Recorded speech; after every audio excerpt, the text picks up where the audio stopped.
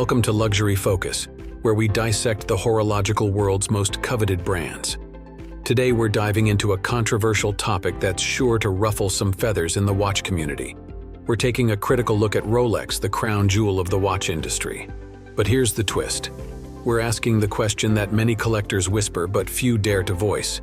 Is your Rolex really as special as you think? Brace yourselves, watch enthusiasts. We're about to challenge everything you thought you knew about the brand that's been the pinnacle of luxury timepieces for decades. Let's start by addressing a common misconception, the perceived scarcity of Rolex watches. It's time to shatter this illusion. Rolex produces a staggering 1.2 million watches annually. To put this into perspective, that's nearly double the production of Tag Heuer, a brand often criticized for flooding the market. Compare this to the true rarities in the watch world. Patek Philippe produces a mere 50,000 pieces a year, Audemars Piguet around 35,000, and A. Lange and Sona a mere 5,000. The reality? Rolex watches are far from scarce. This production volume is a double-edged sword. On one hand, it ensures consistent quality and availability of parts for servicing. On the other, it challenges the notion of exclusivity that often drives luxury purchases. The sheer number of Rolexes in circulation also impacts the secondary market, where truly rare pieces command significant premiums. So what created this perception of rarity? It's a perfect storm of factors. The pandemic led to reduced travel and increased disposable income, driving demand for luxury goods. Supply chain issues further constricted availability. Enter the flippers and dealers who capitalized on this situation, creating a false sense of scarcity. This artificial demand has perpetuated the myth of Rolex's rarity, a myth that many collectors have bought into, literally and figuratively. Now let's talk about the customer experience. Many potential buyers report feeling interrogated or unworthy when attempting to purchase a Rolex. Imagine walking into an authorized dealer, ready to spend $10,000 or more on a watch, only to be treated as if you need to prove your worthiness.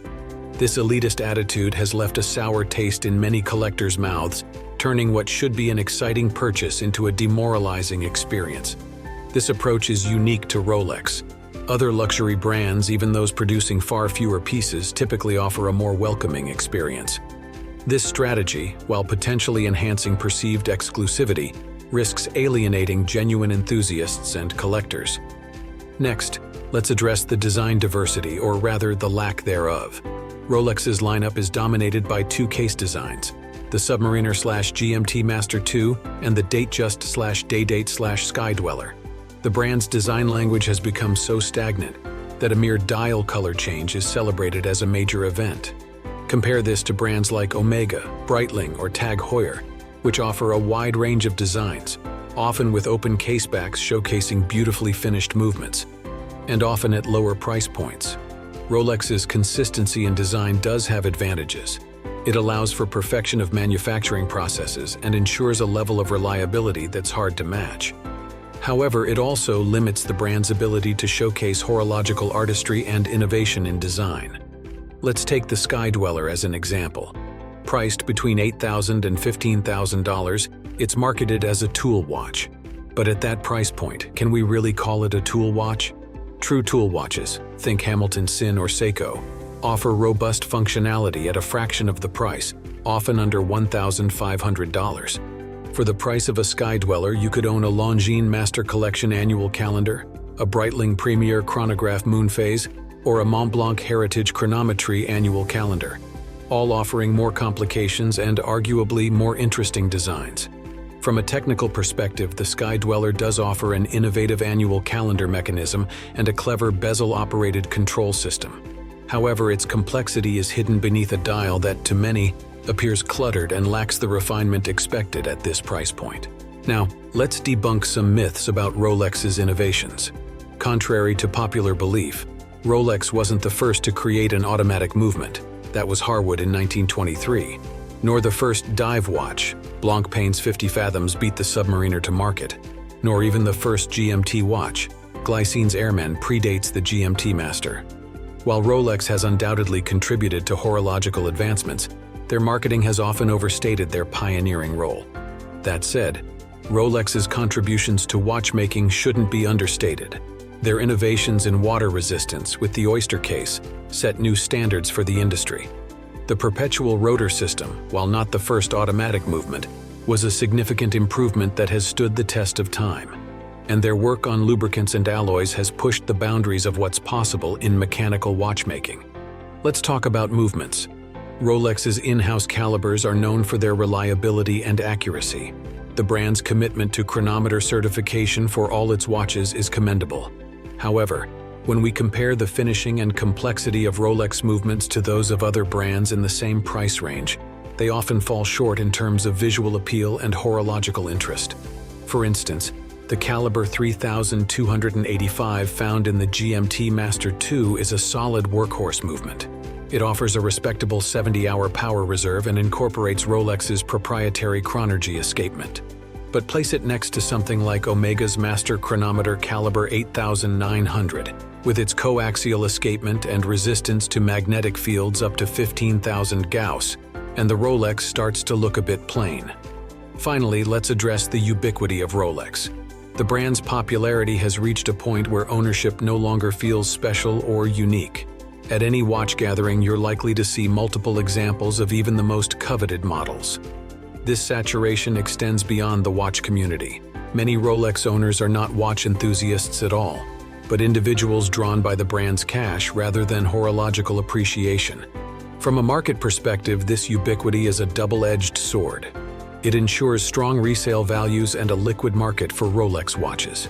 However, it also means that truly rare and special Rolex pieces, think vintage Paul Newman Daytonas or unique dial variants, command astronomical premiums that are often disconnected from their intrinsic value as timepieces. So what's the verdict? Rolex produces high-quality watches, no doubt. Their quality control is among the best in the industry, and their watches are built to last. But are they truly deserving of their godlike status in the watch world? Are they worth the inflated prices and the often demeaning purchasing experience? These are questions every watch enthusiast should consider. Rolex's dominance is as much a testament to their marketing prowess as it is to their watchmaking skills. They've created an aura of exclusivity around a product that's produced in mass quantities. They've convinced buyers to jump through hoops for the privilege of spending thousands on a watch. And they've maintained a design language that's changed little over decades, all while being hailed as innovative. But here's the thing. The watch world is vast and varied. For every Rolex submariner, there's an Omega Seamaster offering comparable, some would argue superior technology at a lower price point. For every Daytona, there's a Zenith El Primero with a rich history of its own.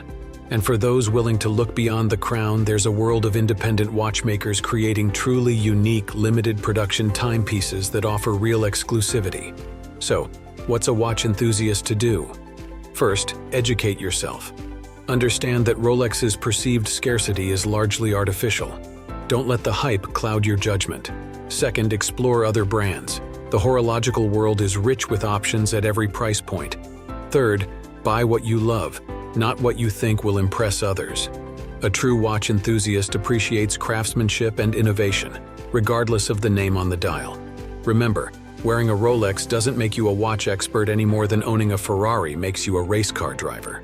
True horological appreciation goes beyond brand recognition. It's about understanding the mechanics, appreciating the craftsmanship, and recognizing innovation wherever it appears. Rolex produces fine timepieces, but they're not the be-all and end-all of watchmaking.